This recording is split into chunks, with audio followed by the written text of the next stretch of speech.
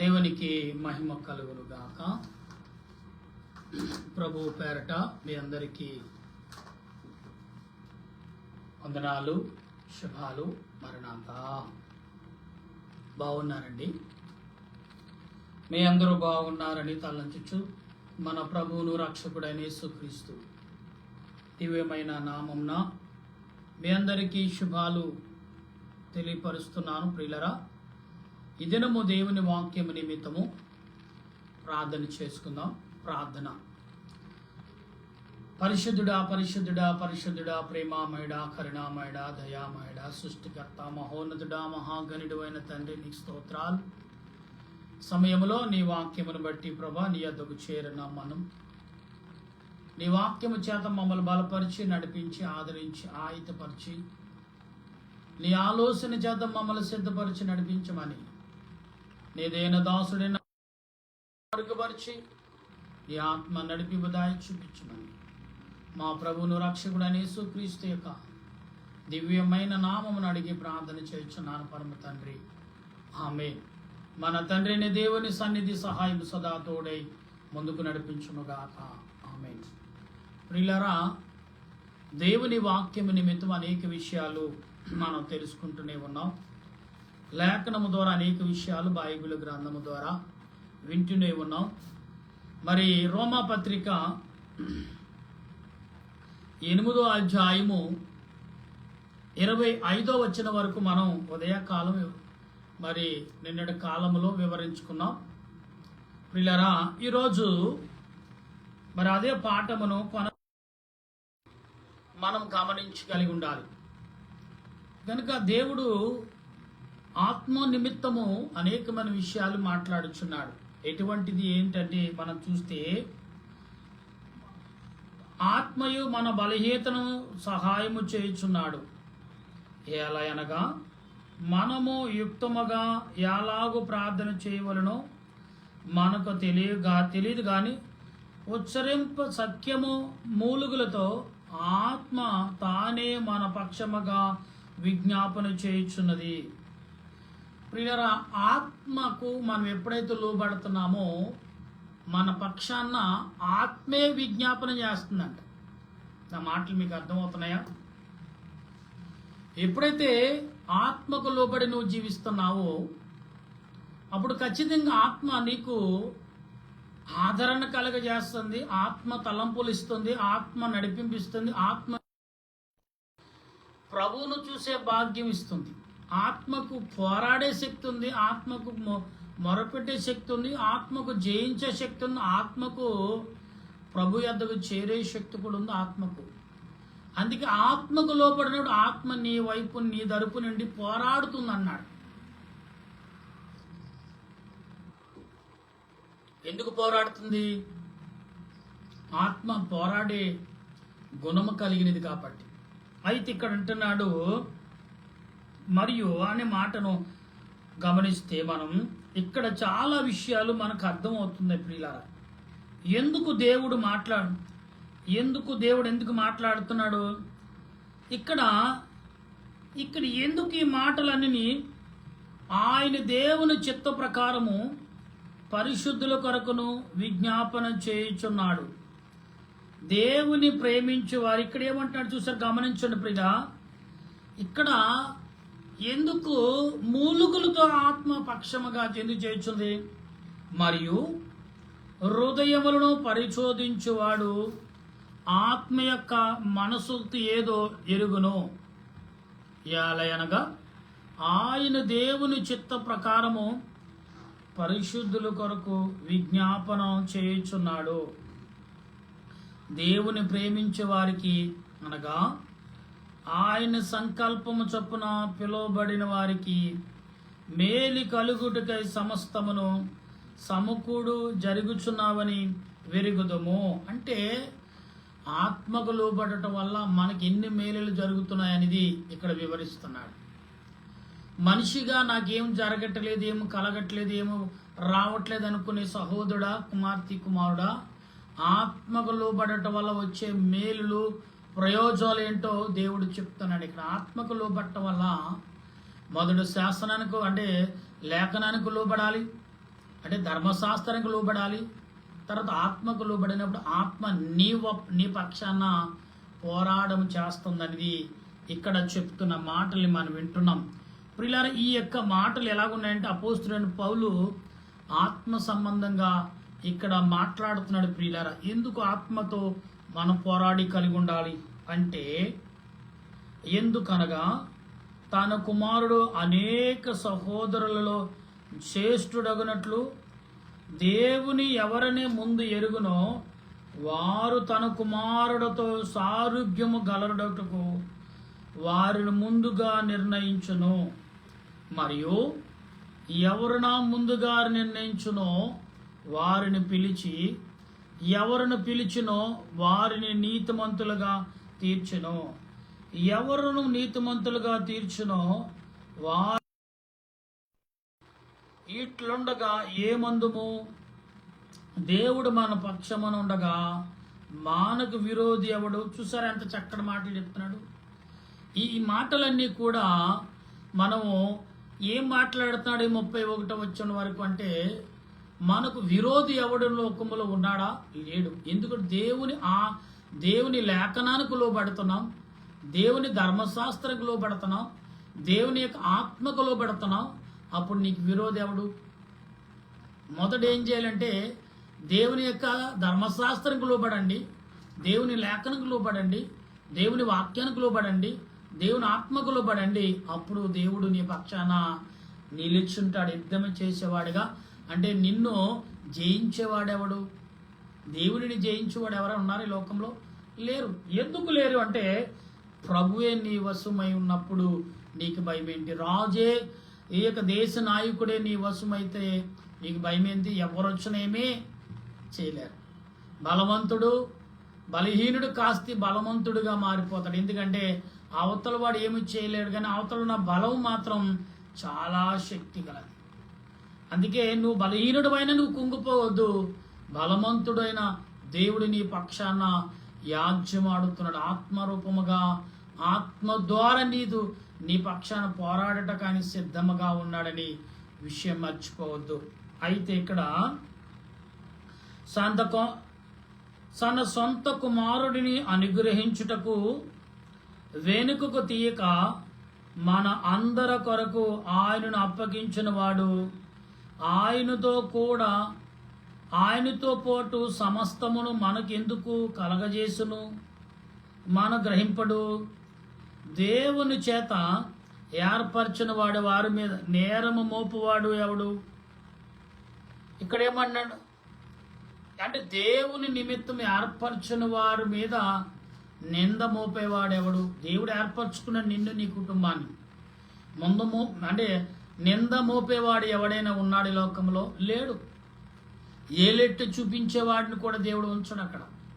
ఎందుకంటే నీవు ఆత్మకు మొదట లేఖనానికి లోబడండి, ధర్మశాస్త్రం ఏంటో తెలుసుకోండి, వాక్యానికి ప్రార్థనకు లోబడండి. ఆత్మకు లోబడినప్పుడు నీవు ఎవరికి భయపడే లేదు. లోకంలో కంటు కనపడుతున్న దేనికి భయపడక్కలేదు. అంతరాత్మగా నీకు హృదయాన్ని బాధ పెడుతూ ఘోషిస్తున్న దానికి కూడా నువ్వు భయపడక్కర్లేదని లేఖనం చెప్తుంది. నా ప్రియమైన దేవుని ప్రియులారా, గమనించండి, ఇక్కడ యేసుప్రభు ఏం మాట్లాడుతున్నాడు. అపోస్తలుడైన పౌలు మాట్లాడే మాటలు ఎంత శ్రేష్టంగా ఉన్నాయో, ఎంత ఆలోచన తగ్గా ఉన్నాయో, ఎంతగా ఆత్మీయ తలంపులు కలిగి మనం ఉన్నామో ఒక్కసారి మనం ఆలోచించాలి.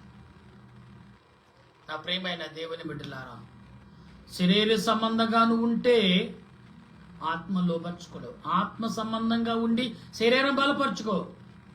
శరీర సంబంధంగా ఉండి ఆత్మను బలపరచుకోవడం నీ వల్ల కానే కాదు. ఎందుకంటే ఆత్మ నీలో విమడదు. ఎందుకంటే శరీరం ఆధిపత్యం చేస్తుంది కాబట్టి. మొదట ఆత్మను నువ్వు బలపరుచుకున్నప్పుడు శరీరం ఆటోమేటిక్గా ఆత్మకు లోబడుతుంది.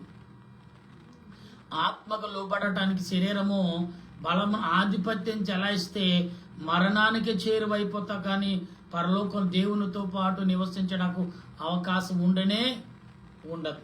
ఇక్కడ అంటున్న మాటలు అయితే, శిక్ష విధించువాడెవడు? చనిపోయిన క్రీస్తు యేసే. అంతేకాదు మృతుల నుండి లేచిన వాడును, దేవుని కుడిపాక్షమున ఉన్నవాడును, మన కొరకు విజ్ఞాపన. ఏం చూస్తారు ఇక్కడ? యేసు ప్రభు అంట మన కొరకు విజ్ఞాపన చేసేవాడు ఆయనే అంట. తండ్రిని వేడుకునేవాడు ఆయనే. తండ్రి, నీకు వారిని నాకు అప్పగించావు, వారిని పడ్డారు. ప్రభు అంటారంట, తండ్రి అంటారంట, ఇదిగో అయినా తప్పు చేస్తున్నాడు, కానీ తండ్రి నా రక్తం అతనిలో ఉంది కదా, నా రక్తాన్ని చూసేనే నీవు అతన్ని క్షమించలేవా, నా రక్తము ద్వారా శుద్ధపరచలేవా అని తండ్రి ఎదుట యేసుక్రీస్తు ప్రభు వేడుకుంటాడంట నీ పక్షాన. నువ్వు అంటే ఎందుకంటే నీ రక్తమును, ఆయన రక్తాన్ని నువ్వు ఆహ్వానించుకున్నావు. ఆయన రక్తం నీలో ఉన్నప్పుడు నీ పాపములు ఏలుబడి పరలోకంటే దేవుని రక్తము, దేవుని ఆత్మ నీలో నివసించినప్పుడు, ఆత్మతో నువ్వు పరలోకి వెళ్ళినప్పుడు పాపం కూడా నీకు కూడా వచ్చేస్తుంది. ఎందుకు వచ్చావంటే, ప్రభు ఇదిగో నీ రక్తం ఉన్నప్పుడు నన్ను పోషించాడు ప్రభు, మరి నేను ఎక్కడికి వెళ్ళను, కాబట్టి నేను కూడా ఇక్కడికి వచ్చేసాను అంటాడండి. అప్పుడు యేసు ప్రభు మరి సాతాను నిమిత్తము దేవునిని వేడుకుంటాడు. దానిని తీసివేటకు, పాతాళముకు నెట్టివేటకు, ఇతరులను కాపాడటకును ప్రభు ప్రయాసపడుతున్నాడు, ప్రాధేయపడతాడంట పరలోకంలో కూడా. అంటే మానవుడి యొక్క ఆలోచన ఎలాగుందంటే, ఈ లోకంలో ఆయనకి మనశ్శాంతి ఎక్కడ ఇవ్వలేకపోయాం, పరలోకంలో కూడా మనశ్శాంతి లేకుండా మనం చేస్తాం.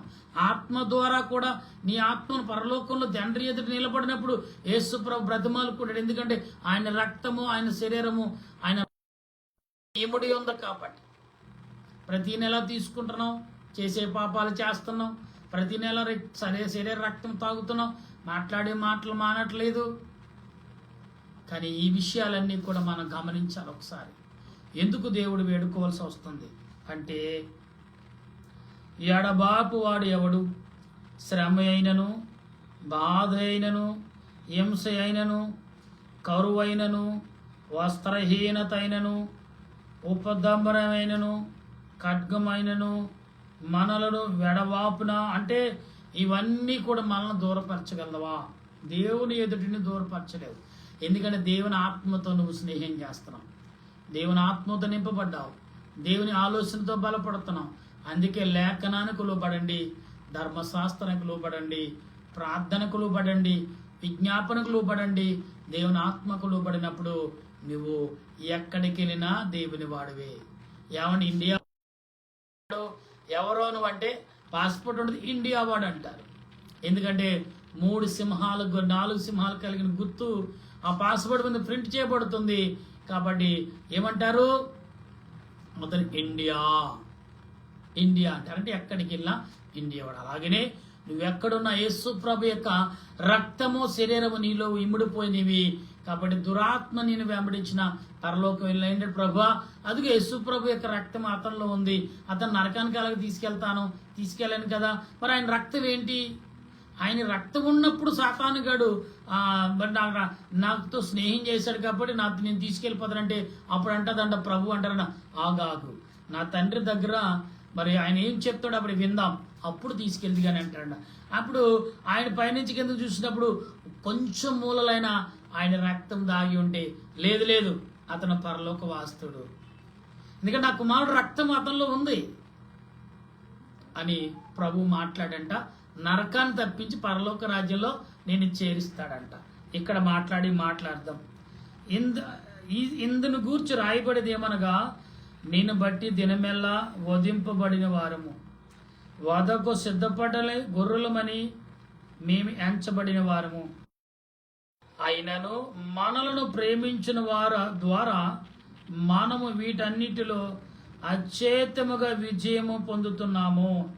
మరణమైనను, జీవమైనను, దేవదూతలైనను, ప్రధానులైనను, ఉన్నవైనను, రాబోవునైనను, అధికారులైనను, ఎత్తైనను, లోతైనను, సృష్టింపబడే మరి ఏమైనను మన ప్రభువైన క్రీస్తు యేసునందు దేవుని ప్రేమ నుండి మనలను ఎడబాపని నేరవని రూఢిగా నమ్ముచున్నాను. అంటే చూసారా, ఈ మాటలన్నీ కూడా ఆత్మ సంబంధమైన మాటలు దేవుడు అందించుచున్నాడు. ప్రియులారా, మనం ఒకసారి ఆలోచనలోకి రావాలి. ఇప్పుడు అపోస్తలుడైన పౌలు ఈ విషయాలను ఎందుకు చెప్తున్నాడంటే, పాప సంబంధులుగా జీవించవద్దు, అది మీ మంచి పని కాదు, మీకోసం ఆత్మ పోరాడుతుంది, ప్రభువు పోరాడుతున్నారు అన్నారు.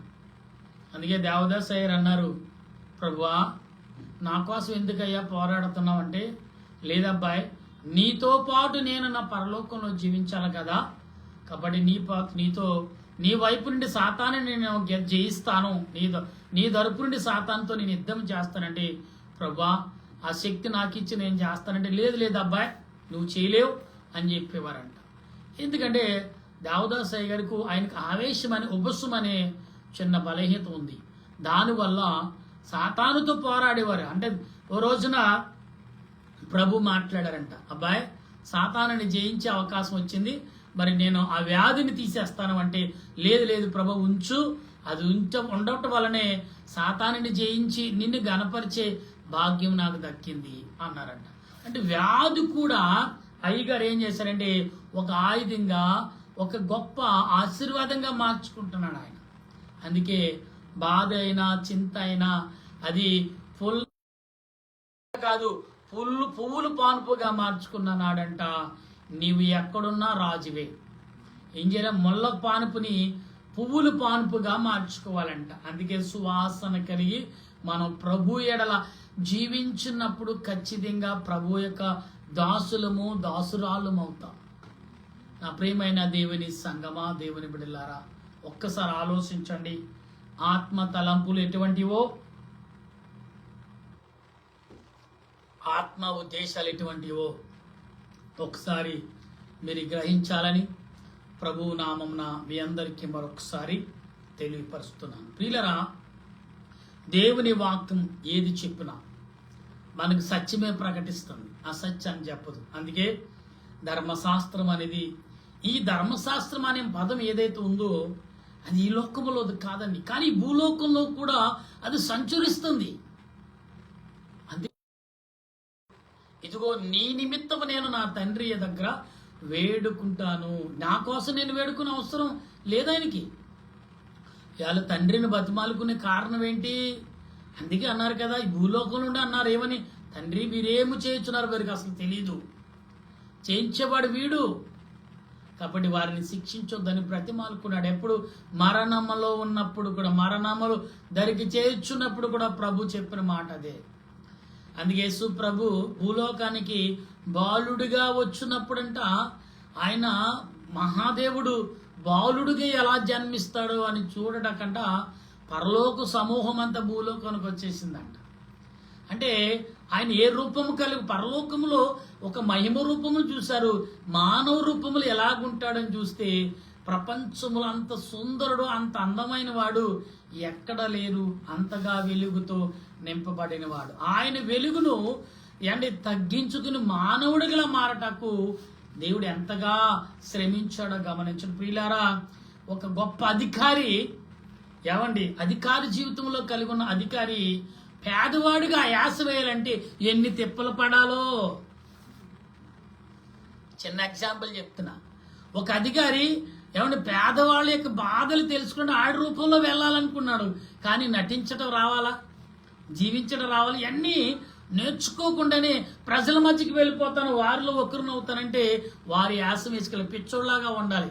పిచ్చోళ్ళలాగా మారాలంటే ఆయనకి అలవాటు లేని జీవితం నడలేని, కానీ మారటకు ఎలా మారుతాడని చూసంట వారితో వెళ్ళిన రాజులు, మరి వారు సివిల్ డ్రెస్లో ఉండి మామూలు మనుషుల్లాగా వెళ్తారు, రాజుగారేమో మహాభేద స్థితిలో వెళ్ళి ప్రజల యొక్క పరిస్థితులు తెలుసుకుంటారు. కొందరు మరి అధికారులు బిచ్చవాడిగా, లేనివాడిగా, భేదవాడిగా అధికారం ఉండి వారు అలాగా మరి తయారయ్యి ప్రజల మధ్యకి వెళ్ళి వారి యొక్క బాధలు ఇబ్బందులు తెలుసుకున్న నాయకుల్ని ఎంతమందిని చూడట్లేదు మనం.